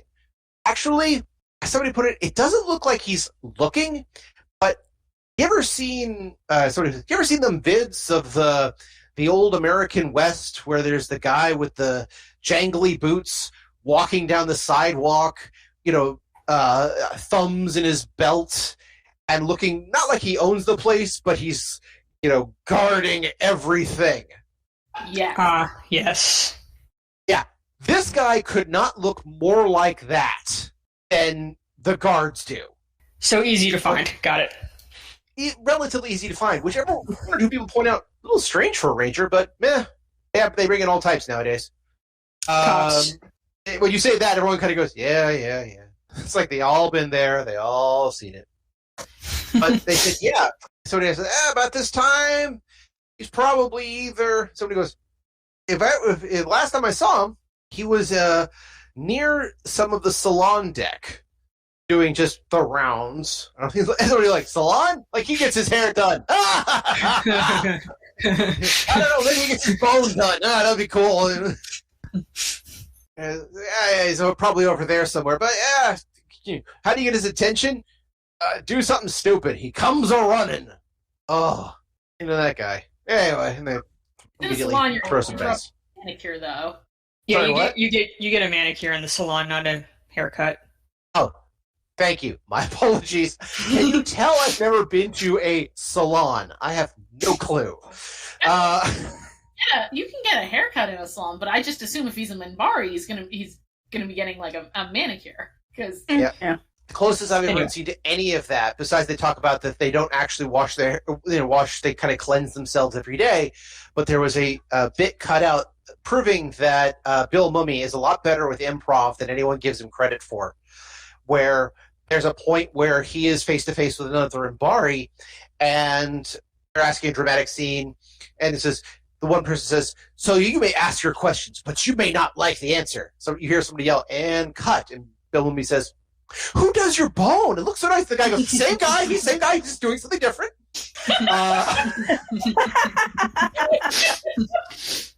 This is also the same one when they said, "Now, Lanier, come up, tell me of Homeworld. I've been away far too long." They walk out of frame. You hear, "Beatlemania is back." So he just seems to be not so much he's going to the salon or going to anything else. He's just seems to be wandering around. And so, yes, so you could probably find him around the main corridor. The main corridor is technically also where the tram system is. So he's not exactly walking up and down the train tracks so much as he's using the main corridor to wander the inner parts of the vessel and then kind of radiates out from there. Is this like a subway system type setup where they're like separate stations, or? Basically, yes. Okay. Not to get way too complicated, but rather than Babylon 5, way they do the trams in the subway, the way they do it in Crusade is a little bit closer, but you get the idea. Yes. All right, well, I guess I go and find Dooley so we can wander the subway looking for this guy and ask him about space wizards. Now, see, when you put it like that, you make us sound totally, completely crazy. Yeah. Obviously, I don't think this is the most ridiculous idea I've ever heard in my life at all. All right. What'd you say, Becca? I couldn't hear you. I was going to say, when you're asking him about space wizards, you have to mention that you're honorary Pakmara. You'll sound so much less crazy. Oh, there we go. Yeah. And we're working with the Pakra. Sure you are. Go to bed, old man. All right. So, we go to the first station, and just because I feel a little bit bad about leaving our friend at home, every station we go at, I'm going to get her something like a new magazine or a bodice ripper or, a fidget toy or something. Oh, you're the best! Because I'm sorry we had to leave you at home, but sometimes we need to be able to ask people questions without them being 4 feet away. How also this idea that you're going to save the fact that there probably is a TauMarie Celestia snow globe available at a gift shop. That's going to be your parting gift when the whole adventure is over. By the way, also in True Cinematics, I can see Julie going, okay, I've got to transmit this and can change over at this casino. And while the casino, Ty goes, let me go to ask a couple of questions. Literally 5 minutes of okay, let me get this. All right, let me get that. Okay, I need a stack of about 200. How many credits you're going to get? Like 200 credits or something like that? Singles? Yeah, probably. Okay, don't forget to write that down. He's like, okay, yeah, give me 200 credits. By the time you get the credits, the chips, Ty comes back. Okay, found the guy. Let's go. What? Sounds right. Well, he isn't bound, but, we've corralled him into one area. Also, Ty would definitely just say, oh, yeah, we're going to go get our nails done. What? Oh, okay. Which is even funnier, because I'm not even sure if Narns have fingernails, that would just be damn funny. Their fingernails are sometimes used as weapons, according to the books. So they're probably, for her, slightly sharpened because, she was in the brown sector. So, people do when they're doing vampire cosplay, they'll sharpen them to a point. Hi, let's go get our nails done. Excuse me? Cut picture. Yeah, look of total confusion. Yeah, it doesn't take long. Once you start asking a couple of questions has anyone seen the Mimbari Ranger? Usually the first question they ask is either, are you in trouble? And no. Or B, why are you looking for that idiot? None of their business. It's a personal thing, but not that kind of personal thing. Yeah. After talking to a couple people really quick, you actually do find him. Now, he has actually progressed to one of the outer hull reaches, back where they have one of the central windows, where, again, there was the shops, there's the restaurants, and they keep a part of the floor open so you can see open space. What they also don't tell you is the part of the ceiling also looks like it's open space, but those are projected screens more than anything else. So you get that whole feeling of shopping in the Celestia, etc. But he is, again, when you see him, he seems to be walking, not necessarily with a purpose, meandering, I guess you could say, but he is also walking. He might as well have his hands behind his back, 6 shooters at his side, but he also carries himself like a warrior, definitely. So I turn to Ty and I say, 10 credits, he spots us within 25 steps. Mercury don't really bet, but I'll take you up on that. Actually, why don't we just stand here and wait for him to walk over to us? Okay, within his 25 steps. All right. Okay. So we stand there and just look at him. Okay. Because, we're both such subtle people. I mean, he did specifically, go over to interrupt Ty in the middle of eating dinner and talk to her, so she's pretty sure he'll notice her. By the way, I did do a spot check on this roll, and so this is oddly apropos. Enjoy. As you two stand basically on the hallway, for lack of a better term, I don't even know what they call the corridor, where everyone's doing shopping like that. And it's very obviously that he's going to run right into you eventually, because he is taking his time to look around and keep an eye on everything. And you're looking and going, eventually and one of you starts counting. I don't know which one, but one of you starts counting 30, 29, 28, 27, 26, 25. Still hasn't noticed. Pay up. It's me. Yep. 24, I think 23, he's pretending not to notice. 22, 21. Should we trip 20 him? paces. So what was the question? Should we trip him? Remember when I No, said no. That would be rude. Okay. We want him to talk to us and not be angry. That was a joke. Oh, I know you're not Joe. used to it with I am your, sorry. I did not with your buddy, recognize. but So 28, sorry, 18, 17, 16, 15 paces away. Julie's 14. looking a little confused and worried. Maybe he isn't a ranger. 13, 12, 11, 10 paces away. Has he even looked at us? As Just far as watching. you can tell, no. You haven't moved. He's just looking around. This is very strange. I like wave my hand at him.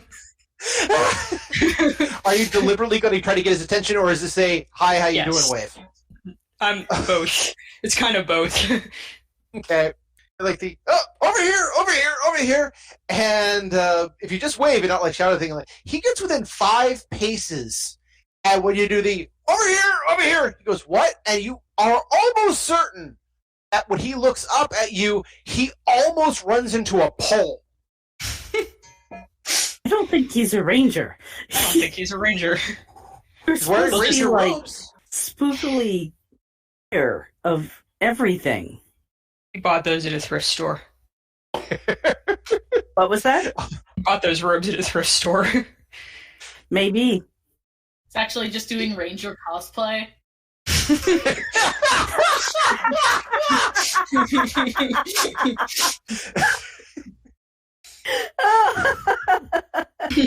That's good. All right, so yeah, she waves and I kind of give a little wave and He almost walks into a pole. Yeah, he blinks and he almost walks to the pole, stops kind of abruptly, rolls back on his heels a little bit, looks over, and then again just comes over. Yes. Oh, he looks over at Ty. Ah, hello again. Hello How can I again. help? I see that he looks over your hand. Oh, I see that has developed very well. Your artist is much crafted and skilled in the arts of, well, putting notes on skin. How can Yes, it's a specialty of his. kind of nods a little bit. Indeed. So, how can I help you fine ladies today? You're gonna laugh, lean forward a little bit. Go on, Ty. but we're looking for technomages. Have you seen a technomage recently? By the way, you have just walked up to a Texas sheriff and said, "Hi, we're looking for aliens from Rigel 7. Have you seen any recently?" Yes. My expression shows that I clearly know exactly what this sounds like. And he just kind of stops, looks around. Technomages, you say? All right. Mhm. Yeah, I'm Uh, pretty sure there's one on the ship. I like stare at Julie like that is not something that any of us are sure about. You're really sure about it. How else can you make drugs the way that Miragarat explained? Ty doesn't think Did you about actually these things. say that out loud? No, No. she didn't say that. No. I'm just So he looking back at Ty like, what? Of course, this is the way it is. This is like a buddy cop thing where they don't actually say things, just stare at each other. Yeah. By the way, that has now become this show in a weird way. It is this triumvirate of buddy cop. I don't know if there's a term for that because buddy cop's usually 2 people, not 3. So But we he looks look like- back oh, at look- him expectantly. He is number one. It is so bizarre to see a warrior cast Mimbari Ranger arch an eyebrow in utter confusion. You believe there are technomages aboard, or I a didn't say that. technomage? Of course. And your reason for this belief is? Good question. It's a really long story. He kind of nods, motions over to a small cafe sort of area. It's kind of closer to a food court than a cafe, but there are chairs, most of which are magna-bolted to the floor so that they'll move and slide a little bit, but they won't actually float away if there's a problem with gravity. He takes a couple steps, sits down, and says, I seem to have time. Before we follow him, though, before he takes the steps, I'm going to kind of lean into him and say, are you a real ranger? Again, kind of stops, turns to look at you a little bit. That same strange eyebrow going up of the, I'm sorry, what again? Are you actually asking a person dressed as such, bearing the sacred jewel and marker of the Rangers, bearing this, he kind of taps his bone a little bit, and it should be noted that the difference between warrior caste and religious caste is very evident by how they carry their bone. Warrior castes tend to have a lot more spikes and more aggressive imagery in their bone, whereas religious castes tend to be more rounded. He kind of taps a couple of the spikes on his bone, and he says, are you asking somebody in this, wearing this, with these, if they're a ranger? Okay. Totally a real ranger. But, okay. I just want to make sure before we tell him anything. You're the one who's telling people things. Maybe I should do the talking. I just kind of like shrug. This is a buddy cop thing going on. Fine. So you do the talking. Thanks. He sits down, kind of throws out his robe a little bit, because that has a little bit of a drape to it. He kind of throws it up, pops his back a little bit as he sits. He doesn't quite put his feet up on the table, but you know he wants to. He has that kind of posture of, if he could, he would. But he then stands very straight, motions to the two other chairs and says, we seem to have time. Please, tell me what you're looking for, in detail. We're looking for a technomage. All right. By the way, Julie still looks very skeptical. Okay. But she's going to let Ty talk. So you're looking for a technomage. And I'm assuming that you have... from TV. Of course. We've had knowledge of technomages for quite some time. The Centauri talk about them for many, many years, though there are few in Mimbari society. The operative word is few. With that said, however, according to any reports that I have, according to many reports they've advertised, any technomages that have supposed to be left in the galaxy have long since left to wherever. Yep, that's what I saw on the news. About not 5 all or 6 done. years ago. About 6 years. And you think that they're not all gone? I didn't say that. I did. She did. Why would you hold such a belief other than blank fanaticism? I'm not a fanatic. That's not a word anybody's ever used on me before. Logic tells me that there has to be a technomage. Explain the logic, please. Hi? You want to do the talking. This is talking. You're the one who started talking. Explain. How far back should I go? It's up to you, my friend. All right. So we're on the ship. We're tracking drugs that aren't yet illegal yet, but very damaging to multiple societies. And as such, we have a Pakmar, a friend, who's working with us. And she did a chemical analysis and determined that the structure of the drug is extremely complex to the point where your average person wouldn't be able to do it. But someone like a technomage could find it a lot easier to do. And as such, the logical conclusion, the short path between those 2 points is that there must be a technomage making the drug. I have been tasked with finding the source of the drug. He kind of sits in there, nods, understood. Although, you may be avoiding the question. Somebody may be using technomage technology in some form or another to create such a substance. Or they're not making drugs on this ship at all, and they just imported a whole bunch of them in shipping containers. Not that I would know anything about that. He actually taps his nose and points to Ty. I believe, to use the human term, this one hasn't. True, but that's expensive. That's a lot more expensive than just transporting a few pieces of equipment. Quite possible. You need to make a profit. That's why you're selling the drug. Ships have limited cargo space. Not that limited. True. Also very true. We ourselves have cargo space that has been loaded up for colonization. It's possible that there's plenty of space that has been allocated for the technology referred to, or to a large substance crater or two full of said substance. He seems to use the word substance because he can't think of any other word to come with it. Well, not that I know anything about shipping containers or the things you can hide in them, but it is much easier to hide a large number of very small things of mysterious nature than it is several very mysterious, very obvious items. Absolutely. Understood.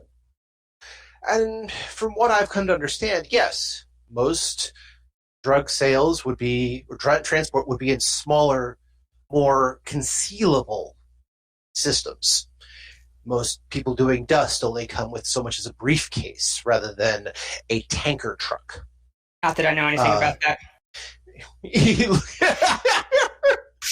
He kind of waves out, of course you don't. This is something they teach you when looking for things in ranger schools. Mm-hmm. Mm-hmm. Of which you've most certainly attended, yes? Both of us, no doubt. So can technomage equipment be scanned for? Anything that is being scanned has to be identifiable. If it's not identifiable, which technomages specifically use technology that is far beyond in usual capacity to create the illusion of magic. If you don't know what you're looking for, how would you find it? I was just kind of hoping they had some sort of general signature. They are a strange and unusual lot, as far as I know.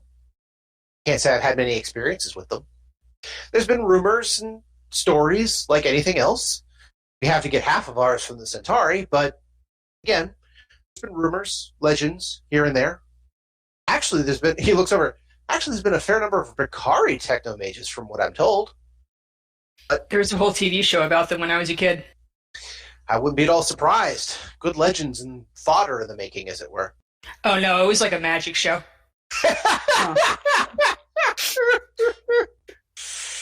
It's very clear that I 100% don't believe there's a technomage on the station or even like left in the galaxy, and I'm just like letting Dooley just talk about it because there's no way to stop her.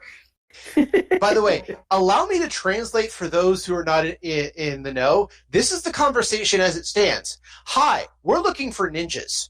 Really? Ninjas? Yes, we believe several ninjas are on board because we've seen ninja paraphernalia, like throwing stars. Oh, well, that's interesting. And, oh, yes, I believe my Mimbari were once ninjas, too. Oh, when I was a kid, I saw there were all these great ninjas that I used to know. Really? Yes, most of them were turtles. That's literally it, yeah.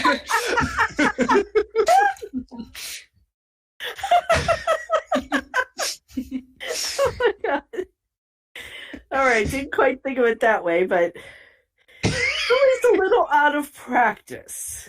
I think she's been in Brown Sector too long. She probably doesn't watch Mimbari TV from when Ty was a child. So not at all. Yeah. So he says, well, I can investigate. I can take a look. I'm definitely interested if there is, as you say, some sort of narcotic situation going on. That would definitely get my interest. If you are looking for help, I think I might be able to assist. And I think it is my duty to assist in some ways as well. Oh, good. That's what we need. I don't think the Pakmara can get away with hiring a ranger, though. We don't take Do rangers get paid? Kinda, in the same way that most Mimbaris get paid. It's considered a calling. It's considered, and people, again, they're never going to go hungry, and they're never going to go, they're never going to want for anything, but they're also trained not to want that much. You know what I mean? Mm-hmm. It's kind of like, for lack of a better term, in the military, at some point, you used to be able to get, didn't matter what you were paid because, your rent was paid, your board was paid, you weren't going to starve to death, and you may have a couple bucks in your pocket for random things. That's about it. Yeah, it's like that still. Unless they changed things in the last 2 years. They increased the cost of medical care. So he says, you don't need to be hired. One thing you may not know about me, and one of the reasons I am wandering about these halls, is that I have been assigned to the new colony as, to use a human term, I am to be a sheriff of sorts. And I feel in this situation, it is important to practice my craft, particularly for an ISA situation. And if these people are coming to deliver or store or manufacture narcotics, even if they are not technically illegal yet, I believe it is my duty to investigate these things. Would you not agree? No comment. When presumed to know the duties of a ranger. He looks over and nods. You are wise. But he still doesn't quite believe he's a ranger.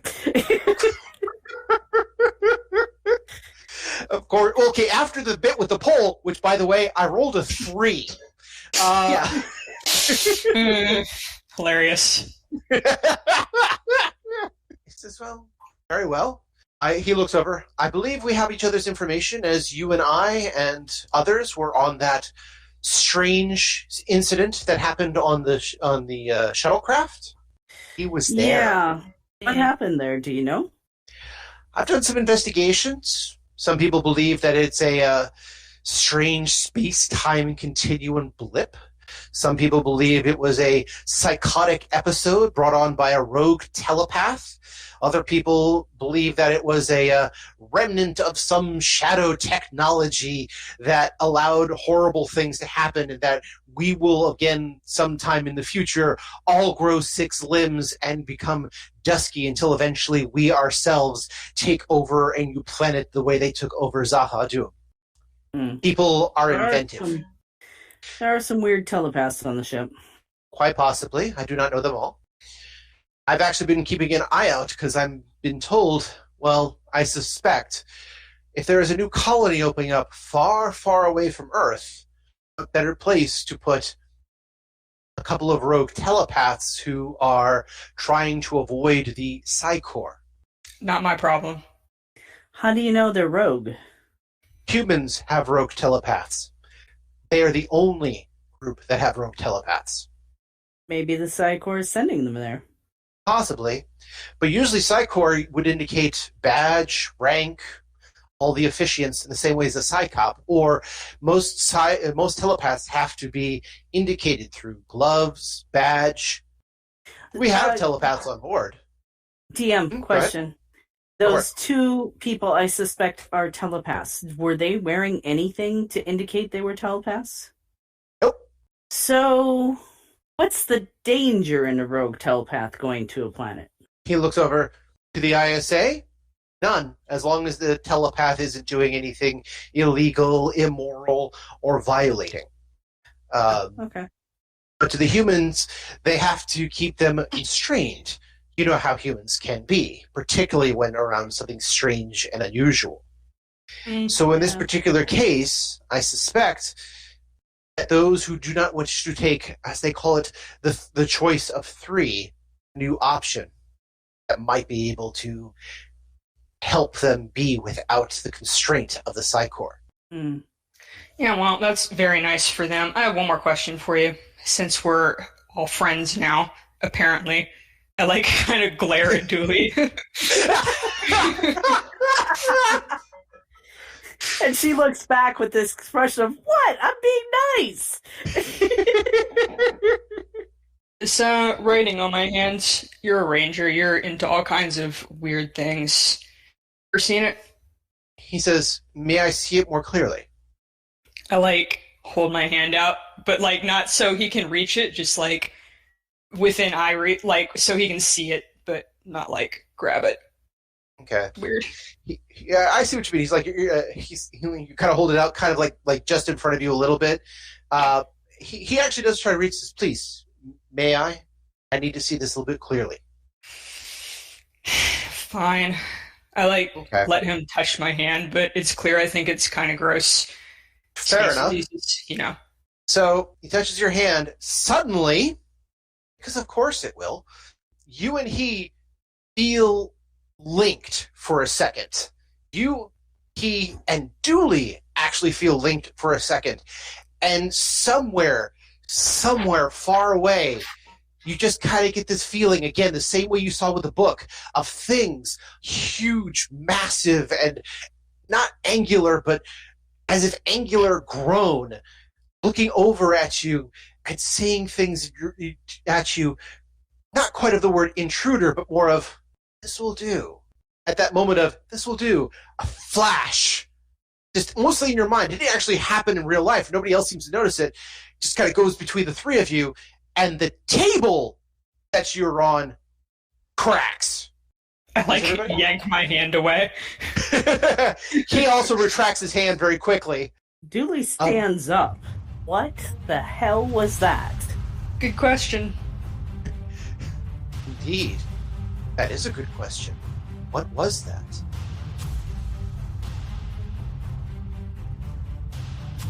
And there you have it. Rangers.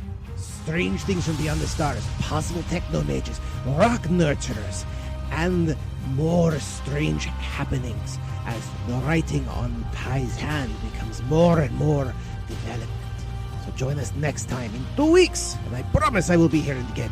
2 weeks, barring more legal problems. And then next time you join us for Odyssey, a Babylon 5 story.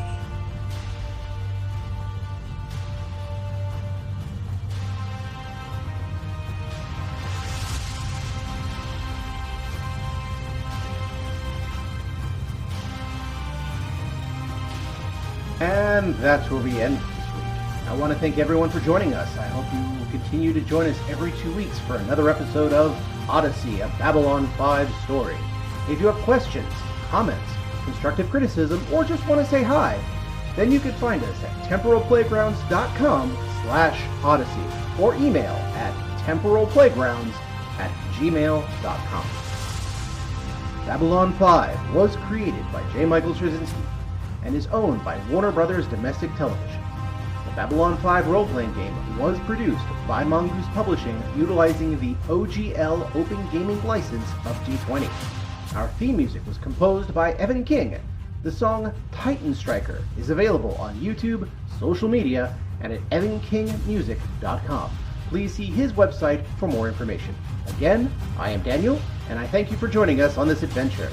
Good night, and keep dreaming.